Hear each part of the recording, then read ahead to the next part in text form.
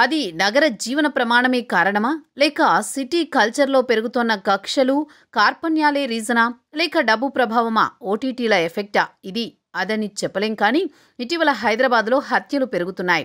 ఎక్కడో డల్లాస్‌లో ఒక భారతీయుడి తల అమెరికన్ నరికి ఫుట్బాల్‌లా కాలితో తన్ని డస్ట్‌బిన్‌లో పడేశాడని, ఇదంతా ఒక జాత్యహంకారమని భావిస్తోన్న మనం, నగరంలో జరుగుతోన్న హత్యా పరంపర మీద మాత్రం ఏం మాట్లాడాలో అర్థం కాని పరిస్థితిలో పడిపోయాం. తాజాగా కుషాయిగూడకు చెందిన రియల్ ఎస్టేట్ ఫైనాన్స్ వ్యాపారి శ్రీకాంత్ రెడ్డి హత్య ఇదే చెబుతోందా? అంటే అదే నిజమని భావించాల్సి ఉంటుంది. శ్రీకాంత్ని మర్డర్ చేసింది మరెవరూ కాదు, ఆయనతో వ్యాపార లావాదేవీలు నెరిపే ధనరాజ్ మధ్య ఎప్పటినుంచో వ్యాపార పరిచయం.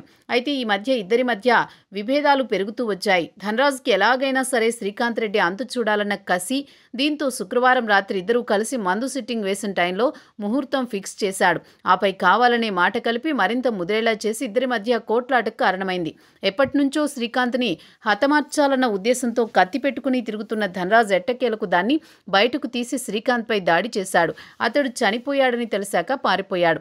అప్పటికే స్థానికుల సమాచారంతో కుషాయిగూడ పోలీసులకు తెలియడం, ఆపై శ్రీకాంత్ని గాంధీ ఆసుపత్రికి తరలించడం, సిపిఆర్ చేసి బ్రతికించాలన్న ప్రయత్నం చేయడం, ఇవన్నీ జరిగాయి. కానీ శ్రీకాంత్ అప్పటికే ప్రాణాలు కోల్పోయాడని తెలిసి ఇక తన ప్రయత్నాలన్నింటినీ ఆపేశారు. ధనరాజ్ శ్రీకాంత్ మధ్య ఆర్థిక లావాదేవీలే హత్యకు కారణమని తెలుస్తోంది.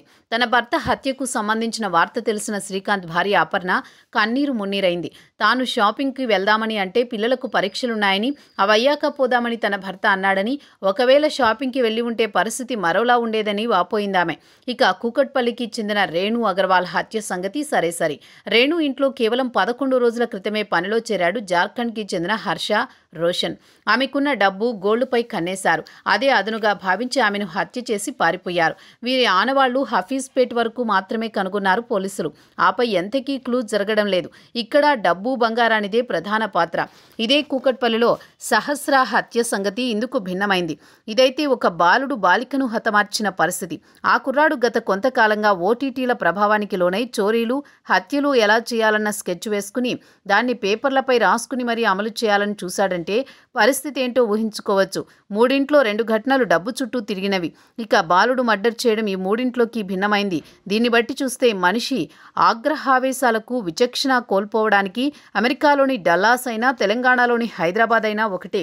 అక్కడ జరిగితే దాన్ని జాత్యహంకారంగా భావిస్తున్న మనం, అదే ఇక్కడ జరిగితే ఆర్థిక వ్యవహారాల కింద జమ కట్టేస్తున్నాం.